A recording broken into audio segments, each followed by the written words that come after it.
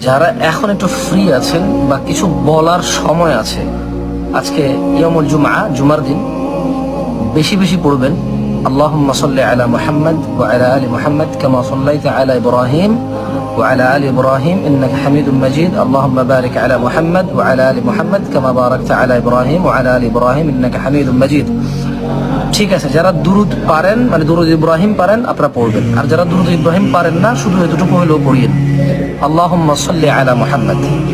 আর যদি পারেন তাহলে এতটুকু বলিয়েন আল্লাহুম্মা সাল্লি ওয়া সাল্লিম আলা নবিয়িনা মুহাম্মদ।